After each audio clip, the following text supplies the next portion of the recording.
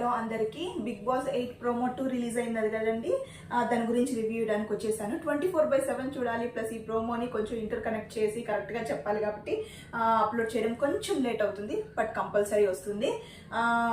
ఎవరైనా ఛానల్ కొత్తగా చూస్తుంటే సబ్స్క్రైబ్ చేసుకోండి, అలాగే లైక్ ఇట్ అండ్ షేర్ అండి, బికాస్ అది చాలా చాలా ఇంపార్టెంట్. నేను ఫస్ట్ నుంచి చెప్తూనే ఉన్నాను, ప్లీజ్ కొత్త వాళ్ళకి సపోర్ట్ చేయండి. అండ్ ఈరోజు బిగ్ బాస్ 8 ప్రోమోకి వచ్చేసి ఒక టాస్క్ కండక్ట్ చేస్తారు. ఫస్ట్ టాస్క్ కండక్ట్ చేశారు కదండి, ఆ బాల్ని దీంట్లో గోల్లో వేయడం. దాంట్లో వచ్చేసి యష్మి టీమ్ విన్ అవుతుంది. ఇంకా సెకండ్ టాస్క్ ఈరోజు ఇచ్చారు. బిగ్ బాస్ ఏమి ఇచ్చారంటే, ఒక పెద్ద ఇది కింద రాడ్ లాగా రెక్టాంగిల్ బాక్స్ అనుకోండి విత్ రాడ్స్. దానికి వచ్చేసి మనం మంచం ఉంటుంది కదా, మంచంకి ఎలా కట్టుకుంటాం థ్రెడ్స్ స్పేసెస్ ఇచ్చి, అలాగా చిన్న చిన్న చెక్స్, అంటే మన కాలు ఇలా పెడితే ఇట్లా లోపలికి వెళ్ళేటట్టు చిన్న చిన్న చెక్స్ తో వదిలేసి ఉంటారనమాట.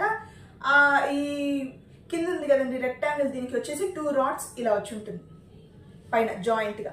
కొన్ని బ్రిక్స్ అక్కడ పక్కన ఇచ్చుంటారు అనమాట. అదేమంత వెయిట్ ఏమి ఉండవు. ఇవి ఎవరైతే బ్రిక్స్ దాంట్లో కాలు పెట్టి, ఎప్పుడైతే బ్రిక్స్ పెట్టాలో అప్పుడు దాంట్లో కాలు పెట్టి ఆ బ్రిక్స్ ని ఆ రాడ్ పైన వచ్చింది కదండి దాని మీద ప్లేస్ చేయాలన్నమాట. ఎవరైతే క్విక్ గా దాన్ని ప్లేస్ చేస్తే, ఒక 5 బ్రిక్స్ ప్లేస్ చేయాలి. ఎవరైతే క్విక్ గా టాస్క్ కంప్లీట్ చేస్తారో ఆ టీమ్ విన్నర్ అని చెప్తారు.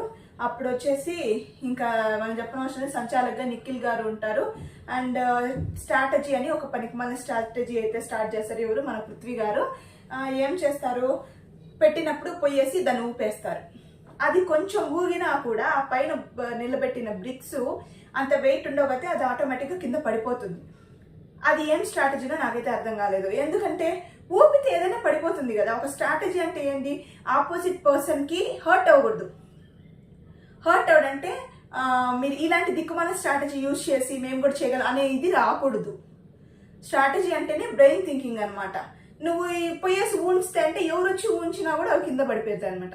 అలాంటి వేస్ట్ స్ట్రాటజీ ఒకటి మన పృథ్వీ గారు యూజ్ చేసి అన్ని కింద పడేస్తారు. ఇంకా వాళ్ళు పడేసిన తర్వాత ఇంకా నిఖిల్ గారు ఏమంటారంటే, స్ట్రాటజీలు అయితే చాలా వర్స్ట్ చేస్తున్నా, ఇంకా నేనేం చేయలేను, మీరే చూసుకోండి అని చెప్పేస్తారు. ఇంకా అందరూ ఒకరినొకరు తన్నుకోవడం తోసుకోవడం ఇదే జరుగుతుంది. లాస్ట్ ఫైనల్ కి యష్మి కూడా టీం వచ్చేసి విన్ అవుతుంది. ఇంకా బిగ్ బాస్ చెప్పినట్టు ఎవరి టీం అయితే విన్ అవుతుందో వాళ్ళు నిఖిల్ టీంలో ఉన్న ఒక పర్సన్ ని తీసుకోవచ్చని చెప్తారు. మాక్సిమం పర్సంటేజ్ వచ్చేసి మన సోనియా ఉంది కదా, సోనియా గారినే తీసుకుంటారని నా అభిప్రాయం. ఎందుకంటే తనే లాస్ట్ లో వెళ్ళింది కాబట్టి వాళ్ళ టీంలోకి. అండ్ ఇదంతా అయిన తర్వాత మీరు ప్రోమో చూస్తే సీత వచ్చి బాగా ఏడుస్తూ ఉంటుంది అనమాట. ఎందుకంటే ఏం జరుగుతుందంటే, యష్మి టీం గెలిచింది కాబట్టి బిగ్ బాస్ వచ్చి వాళ్ళకి ఒక పవర్ ఇస్తాడు. ఏం పవర్ అంటే, వాళ్ళు ఏదన్నా పని చేయించుకోవచ్చు, ఏం పనైనా చేయించుకోవచ్చు వాళ్ళ చేత, వంట పని కానీ ఏది కానీ అనేసి పవర్ ఇచ్చి ఉంటారని నేను అనుకుంటున్నాను. ఎందుకు అనేసానంటే, తను కుకింగ్ డిపార్ట్మెంట్ కాదు, ఎవరు ఇతను మన నవీన్. ఓకే, అతనేం చెప్తాడంటే సీతని, మేమేం మీ కింద పని చేయాలంటే, హలో ఇది గేమ్, ఇది వంట పని కాదు గేమ్ అనేసి అంటే గేమ్ అంటే ఇది మైట్ బి బిగ్ బాస్ ఇచ్చునిండొచ్చు అనమాట టాస్క్. వాళ్ళకి పవర్ ఏమనంటే వాళ్ళ చేతి ఏ పనులైనా చేయించుకోవచ్చు అని. అక్కడ పర్టికులర్గా ఓకే చిన్న చిన్న పనులంటే కుకింగ్ ఏదైనా చేయిస్తారు. ఎక్కడైనా వీళ్ళు మరీ ఓవర్గా అంటే చిన్న చిన్న పనులకు కూడా ఇటు చెప్పడం అటు చెప్పడం, ఇది చేయి అది చేయి అని వాళ్ళకి సీతకి ఏమైనా ట్రిగర్ అయి ఉంటుంది. దానికి పడి ఓ అనేసి ఏడుస్తుంది, భోజనం కూడా చేయకుండా అక్కడ పెట్టేసి వెళ్ళిపోయేసి ఏడుస్తూ ఉంటుంది అనమాట. ఇంకందరూ వచ్చి కొంచెం సముదాయించి తీసుకొని వస్తారు. ఇదే జరిగిందండి. యాక్చువల్గా చెప్పాలంటే ఓకే, బిగ్ బాస్ పవర్ ఇచ్చినప్పుడు దానికి ఎవరు ఏమీ చేయలేరు. ఎందుకంటే వాళ్ళు చెప్పిన పనులంతా చేయాలి. నాకు కుకింగ్ చేసి పెట్టమని కుకింగ్ చేయాలి, ఏమైనా క్లీనింగ్ చేయమంటే క్లీనింగ్ చేయాలి, వాళ్ళ పనులంతా వీళ్ళే చేసి పెట్టాలన్నమాట. కానీ ప్రతి ఒక్క పని చేయించుకోవచ్చు, చిన్న చిన్న పని కూడా చేయించుకోవచ్చు అంటే అని బిగ్ బాస్ చెప్పుంటే ఓకే. చెప్పలేదనుకోండి, మీరు నవీన్ గారు చేసింది కరెక్ట్ అనుకుంటున్నారా?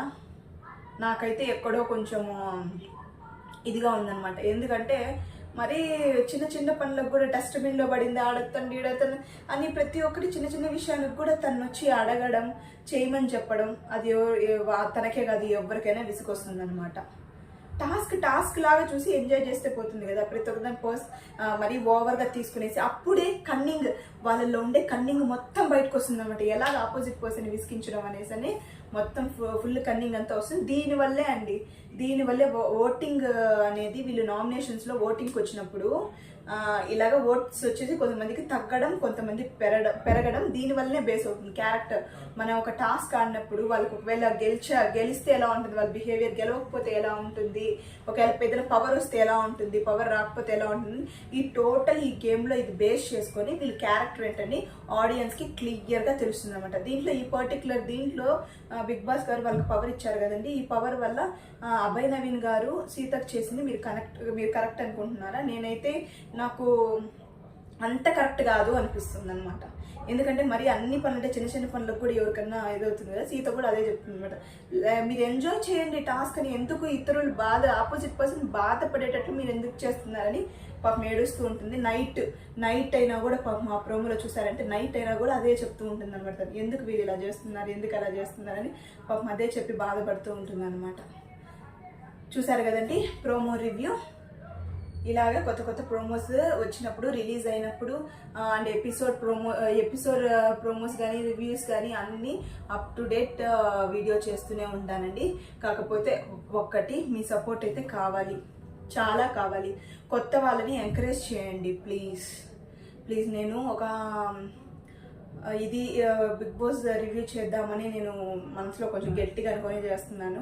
ఎంతో కష్టపడి, ఇది కంపారిజన్ 24 hours చూసి ఇది మళ్ళీ ప్రోమోస్ చూసి ఇంటర్ కనెక్ట్ చేసుకొని ఇది ఎందుకు ఇలా వచ్చిందో చాలా డీటెయిల్గా కొంచెం తెలుసుకొని చేస్తున్నానండి ప్రతి వీడియో. ఈ కష్టానికి మీ దగ్గర నుంచి ఫలితం ఉంటుందని అనుకుంటున్నాను. Please subscribe my channel. Thank you so much and I always love you. Bye.